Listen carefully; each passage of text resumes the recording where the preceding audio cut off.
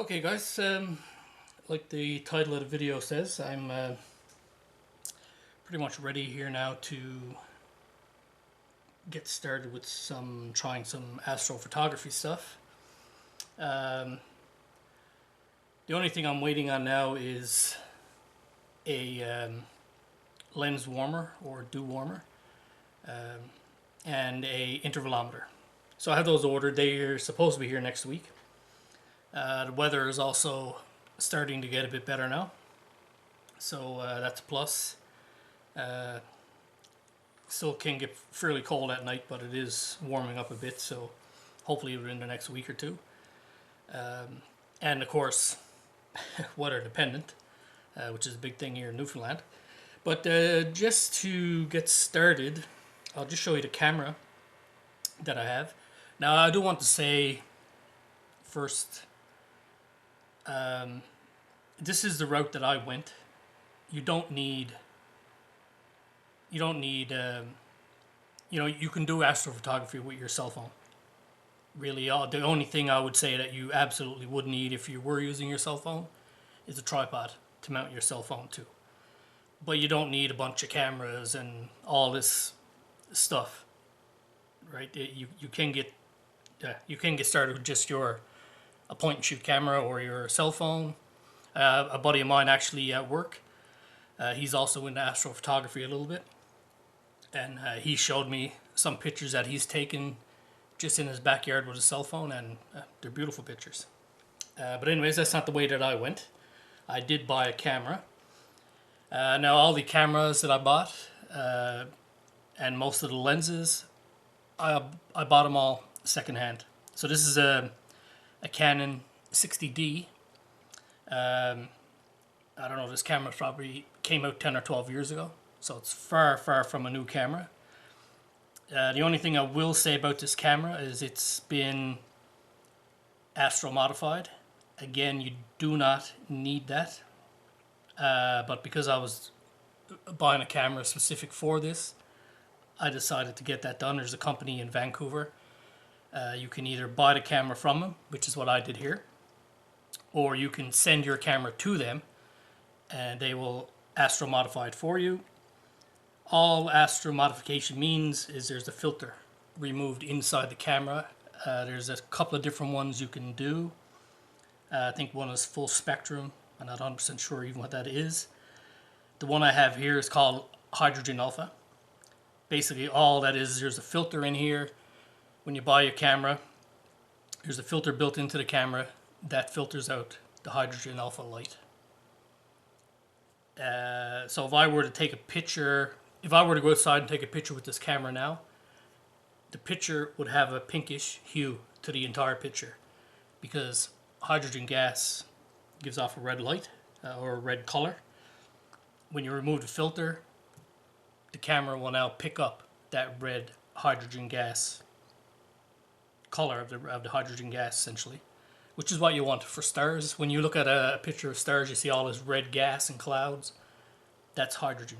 So again, you don't need it, but it's just something that I did. Like I said, this camera is probably 10 or 12 years old. It's not a new camera. The other thing I would say, if you do decide to buy a digital SLR, to try and get one where the screen rotates. The reason is, of course, you're taking pictures of the stars and stuff, you're going to have your camera tilted up. You don't want to be craning your neck down trying to look at the screen with your camera tilted up like this. So that's just one thing. This camera also came with a battery grip. It just allows the camera to hold more than one battery because some of your nighttime shooting can be fairly long, or if you take it camping or anything like that, you don't want to be running out of batteries or carrying around a ton of batteries with you. So this one can take more than one battery.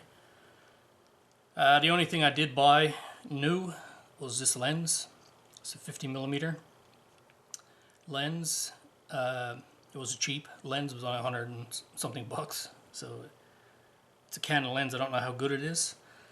The first few shots that I'm going to be doing, or the first few things I'm going to be trying, is what they call wide field astrophotography or landscape astrophotography. which is exactly what it is. You're just taking a wide picture of the sky. You're not zooming in on anything. I'll go in a bit more in my next video on this about the types.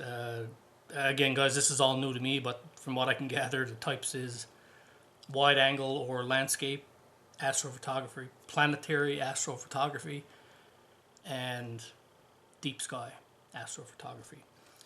So anyways, guys, that's about it with the camera.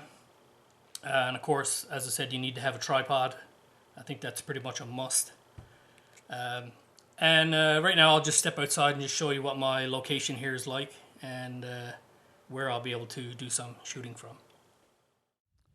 Okay guys, so just a little bit about my location here. So this is just down in my yard, and this direction is pretty much south. So because of where I am, I don't really have to worry about light pollution or anything like that.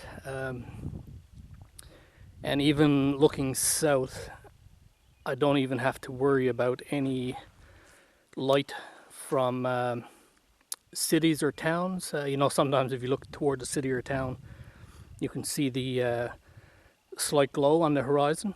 So I don't even have to worry about that here, because in this direction, the next large city or town you would come to would actually be down in South America somewhere. So I don't have to worry about that here. So I do have this hill here behind me, but up there where the road is, that's up on like a bit of a peak. So from up there, I can see the sky pretty much 360 degrees. If I wanted to take photos of something that's going to be in the northern sky, or western or eastern for that matter. But anything to the south, southwest, southeast, I can get from here, or I can get from there on that little flat area there. It's going into my garage at the front. Or of course, I have this large flat area down here. So I have really good access to the sky from here. And Charlie Mack had asked in one of my earlier videos if I could see the Milky Way out here, and the answer to that is yes, I can. On moonless clear nights with the naked eye, you can see the Milky Way. Right now, this time of year, from this direction, the Milky Way would come above the horizon over around this area. But right now it's about maybe about 3 a.m. in the morning, around about that time, give or take, is when you would have to be out here to get a photograph going in this area. As I said, I could probably catch it from up here in different areas of the sky. I would actually have to check the software on my computer to see if that's entirely true, but I do know for sure that, like I said, around 3 a.m. this time of year, it'll be over and about, generally in about this direction. So still a bit cool at night this time of the year here. But as I said earlier, I should get my dew shield or my dew heater and intervalometer should be here next week. So hopefully within the next couple of weeks, I'll be good to go. Then it's just a matter of waiting for clear skies, which will definitely be the biggest problem here in Newfoundland generally. And we do get a lot of cloud cover here. As you can see, it's cloudy today. But as the weather warms up, we'll hopefully get some clear nights as well. So anyways, guys, that's the start. If anybody's interested, I'll be putting up a few more videos. Again, pretty unclear at this point as to when I'll be able to get some photos, because of course I work full-time as well. So even though I work from home most days, it's still Don't want to be up taking photographs till 3, 4, 5 o'clock in the morning and then trying to work the next day. So I have to juggle with that as well. But hopefully we'll get some clear Friday and Saturday nights, Sunday nights here soon. And I'm getting sort of anxious to give it a whirl. So anyways, I'll have some other videos to follow. I hope you guys stick around, find this stuff a bit interesting. So anyways, guys, as always, thanks for watching, and hope you stay tuned.